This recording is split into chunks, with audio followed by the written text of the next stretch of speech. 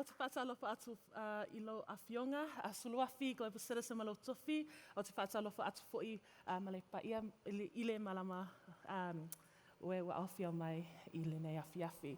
Talofa lava, Brianna. I'm so excited to have this incredible conversation with you on your experience as a young activist in the climate space, but most importantly, as a child of the Pacific as well. So for those who aren't familiar, Suluafi is an incredible climate activist out in the Pacific Islands. She is world-renowned. This girl's spoken on global stages, so, you know, yeah, she is owed all the flowers in the world.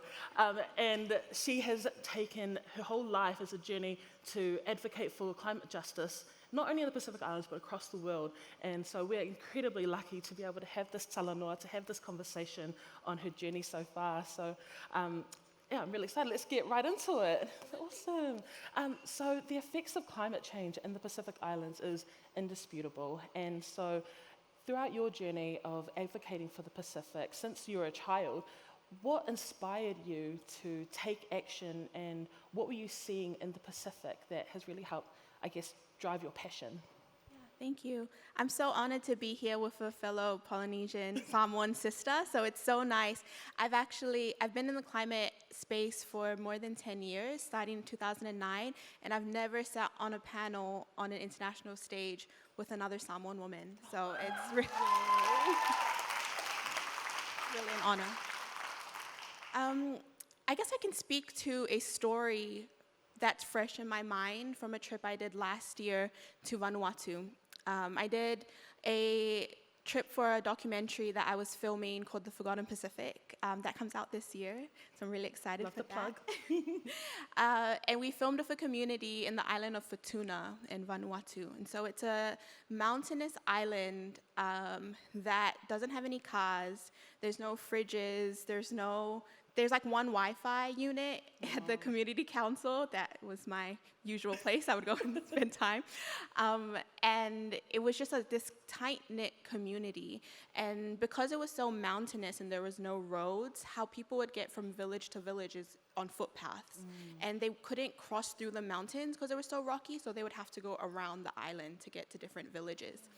And they were also an island that was devastated by the 2 twin cyclones that hit Vanuatu earlier last year. And so what they found was that there was multiple landslides. And so we visited one of the outer villages that had a landslide, and we were literally walking like on this thin path, like less, maybe, I would say like 30 centimeters, like very, very thin path to try and get to the other village. And this was the path that the kids had to walk on every day to go to school. I've never felt so, my life has never felt so in danger than when I was walking that path, and that's something normal for them, and it's an impact of the climate crisis that they have to live with every day. They have to put their kids on these small footpaths, and when you're given such a small amount of land that could mean literally you on the mountain or you off the cliff, you become very aware of how sacred and important land is, and how a meter of land could literally mean life or death. And so that was a real story that I had to grapple with, because right after being in Vanuatu, I went to COP. So I left the mountains to go to the desert in Dubai, and I just couldn't get the faces of those school kids out of my mind. And that was why I really wanted to urge in my advocacy the real impact of just small amounts of land that could mean the difference between a 2-degree world or a 1.5 world, right? A 1.5 world means these kids can still walk to school. A 2-degree world can mean that they're off the cliff. And that's something that's really stuck with me. Wow, amazing. And you know, seeing the effects of climate change on such a local level and then going to global forums like COP, I'm sure it can be really overwhelming. But the way you carry yourself, you have so much grace and strength, and that must come from a place of hope. So can you share with us a little bit about how you stay hopeful while all of these, I guess, climate crisis is happening as well? What is your rock? What do you stay true to? Hope is really a compass for me. I think hope is the ingredient in activism that drives most people, right?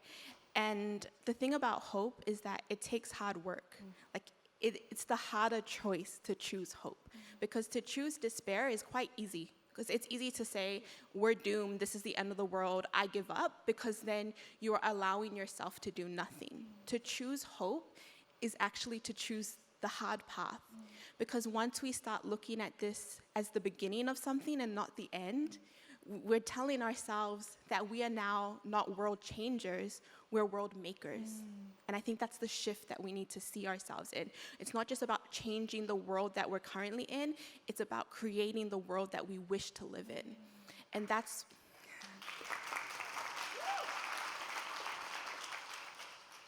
what hope does, right? I have true and utter belief that we can create that world. And people could call it delusional, but I actually think it's hard work. I think it's lazy to say that it's the end.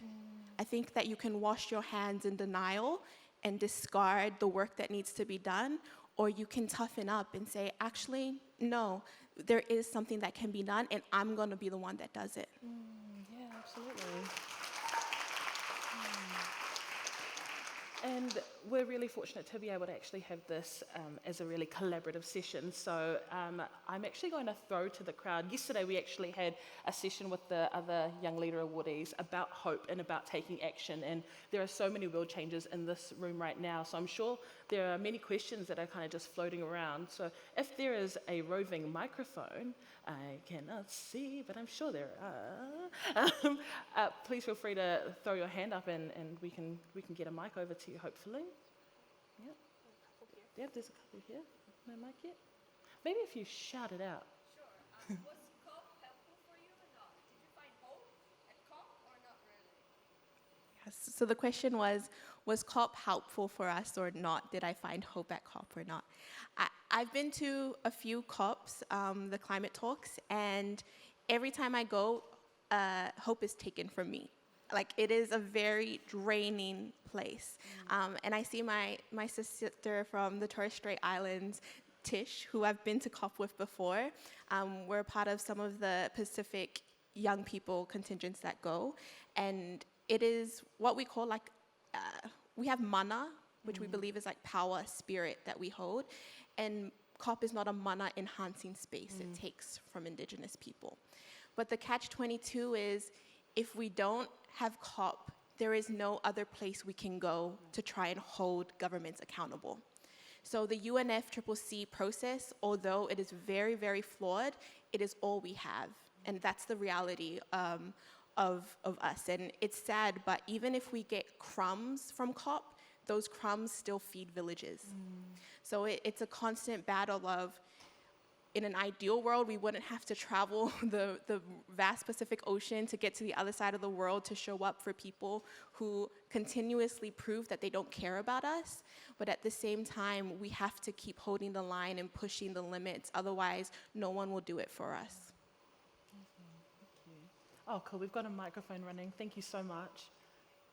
Hi. Since you started your advocacy work, have you seen a difference being made in a positive way in terms of the solutions you're providing, the things that you're saying? Have you actually seen anything come to fruition in your time? Yeah, that's a really good question. I could actually give like a very exact example of that. I was present for the Paris Agreement, COP21, where there was posters everywhere in Paris that said, let's meet the 2-degree mark. So even within the UN system, they were advocating for a 2-degree limit. And I was part of the Pacific Island delegates that went knowing that we would not survive at 2 degrees. And there was a campaign done by the Marshall Islands called 1.5 to Stay Alive. And we pushed for this and we advocated for this, not just our leaders in the negotiation rooms, but also the young people who were outside at the protests. And we were very lucky to end up seeing the 1.5 target in the Paris Agreement. And if you talk to a lot of the policymakers that were present, they would mention the name of someone. His name was Tony de Broom. Tony de Broom was the climate negotiator from the Marshall Islands. He's also within inner circles called the godfather of the Paris Agreement, because he's one of the unknown hands that was in there pushing for 1.5. He met with Obama secretly in a bilateral, asking Obama, please, can the US push for 1.5? We need this. And 1.5 ended up in the document, but if it wasn't for Pacific Islanders, 2 degrees would probably be the degree that we negotiate. People will actually probably be mentioning 3 degrees, with 2 degrees being the ambitious target. So that is a change that I've seen visually, and to this day, we still fight for the 1.5 target.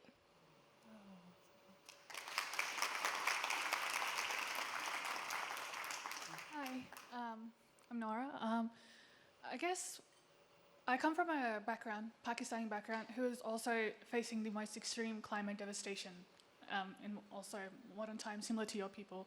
It is a question of survival as well, and even the existence of our people and identity. My question is, how do your people even reconcile this idea that this is a reality that we'll have to face? How will your people impart their knowledge and wisdom to future generations?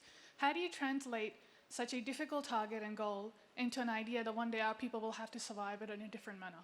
I guess that is my question to your people, and that's something I would like to explain to my own people as well. That's such a good question. I was at a gathering in Fiji last week, and one of the elders in our movement, his name is Reverend James Bhagwan, he started our gathering in prayer, and one of his things that he prayed for was, he said, please bless those who are not here but are making their way. And I've been thinking about that a lot. Blessing those who are not here in this room, they're not in Melbourne, they're not at Global Citizen Now, they're not in the climate space or movement, but they're making their way. Those are the people that are of utmost importance. I think sometimes we can get caught up in the mindset of almost preaching again and again to the same choir, when it's the general public that we need to get to. And I think Global Citizen does that so well, right? By having mass activations of people through music. I love that example, and it's something that we're trying to do more in the Pacific space as well. And I hope that can kind of give you an example of a tactic and a new strategy that we're trying to use. But we're not trying to tell people to come to us to talk about climate change. We need to go to them.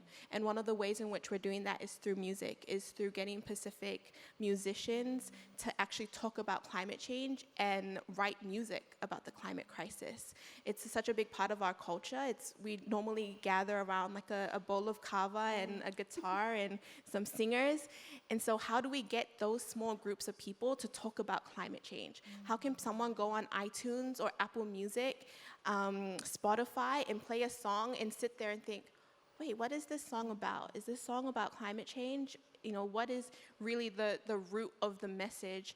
And I think that's just a new way in which we can think of this advocacy journey that we're all on, is trying to think outside the box and trying to help the people who are not here but are on their way. Hi. Building off that idea of helping advocacy, obviously you've done a lot of youth advocacy, but do you think there should be more support for direct young people, even like not teenagers, or that we should be putting more emphasis on older people to take action? I think it's both, right? This is an intergenerational problem, so it takes intergenerational change makers, world builders. And so I truly believe in the power of young people, and I'm a strong advocate for there to always be funding and specific opportunities for young people, especially high schoolers and teenagers, because that's how I started my climate journey. There needs to be space we make for our young people to continuously bring them up. But I'm also a strong advocate for eldership.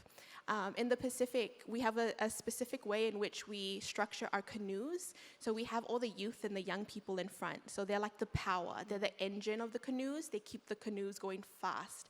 But at the back is the uluhina, or the gray-haired person, and they're the steerer. So they're the person with the institutional knowledge of the canoe and the ocean that's able to point us in the right direction. So I believe absolutely we need the wisdom and the knowledge of young people, but we also need to acknowledge that the climate crisis, although may seem new in this generation, injustice is not. Injustice has happened and been prevalent throughout history. And one thing that we can learn from that is that we don't need to reinvent the wheel. We can look at other movements and the success that they've had. The nuclear-free Pacific movement is something that really pushed the fossil fuel non-proliferation treaty. It's looking at what has worked in the past, how have movements been built in the past, and the way that we can really look into the nuts and bolts of those movements is by seeking out eldership, looking for elders that we are lucky to still have in this world today.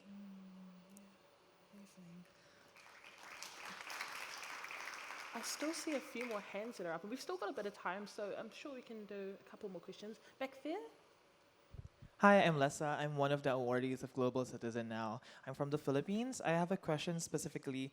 I also attended COP28 last year, so I fully agree with your hope being pulled away. I went back to my country with my hopes pulled out, but I tried to, make most out of the resources that I've got there. But my question specifically goes with COP31 projected to be in Australia and the Pacific, and with the region being one of the most left behind in engaging and mobilizing young people with COP processes, what are your calls to action to leaders in this room to prepare and mobilize Pacifica youth for COP31? Thank you. Thank you. That's such a good question because I have a very specific call to action. Pacific people shouldn't need visas to get into Australia for COP.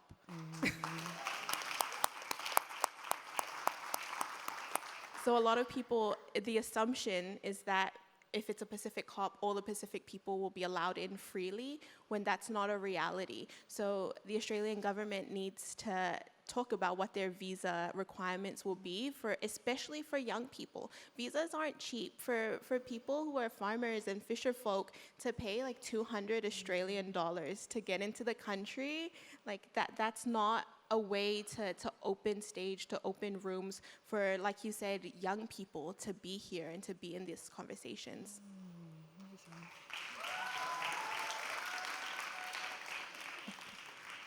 Hi, I just wanted to thank you so much for sharing this message of hope and resilience. What I wanted to ask is about the future you imagine. You've been talking about what you're advocating we move away from. We move away from a world that's racked by the climate crisis. And what sort of future and what sort of world do you hope that we're moving towards? Thank you. What a beautiful question. I often dream about this world, and for me, the future looks a lot like the past. I think of the world that my ancestors had, that my villages had back in the day. I think that a truly sustainable future isn't a dream of what's to come, but a memory of what was. And that's what I dream about. I actually sit around with a lot of my colleagues from the Pacific Climate Warriors and from other partner groups, and we imagine a world where we're not climate activists, because we say that in an ideal world, if all our campaigns work, we don't have to be doing this. We go from being comrades to just friends. We talk about, maybe we can be hanging out at a coffee shop instead of at COP. And that's the world that I wish to imagine, that we don't need to see climate activists. It almost breaks my heart when young kids come to me and say that they want to be a climate activist. It's beautiful that they have taken up this service, but it also shows that we have failed them. The fact that our little kids, they're not dreaming of playing rugby or, creating arts and crafts. They're dreaming of getting to COP. What, what society are we building if that's really a role that our young people feel like they have to take up? So in a beautiful, ideal world for me, it looks like the islands that my grandparents had, of clean waters, of beautiful waterfalls, of community that care for one another and don't just think about themselves as individuals. where islands are free to be sovereign and to look after their waters, where my brothers and sisters who are indigenous to this land are respected and are given back their land and their waters. And really, I see it as the reconnection between man and nature, the rebuilding of this relationship that has been broken, but I know is still there and can be rebuilt. So unfortunately, we've run out of time. I'm so sorry, but maybe we can finish off with final words to our incredible change makers in this room. What is something that you'd love to leave behind as a mea lofa to all the incredible people here today? Yeah, I just want to say thank you all for being here. I think I always go back to explaining and translating what the word talanoa breaks down to. So talanoa is a conversation that we just had. It means to talk. But to break it down, tala means to open and noa means knots. So to talanoa means to open knots together. And the reason why we open knots together is so that they can become threads and we can weave new conversations. And so thank you for being here, for allowing us to have this talanoa, and I hope we get to some weaving. Awesome. Oh, well, let's do a final round of applause.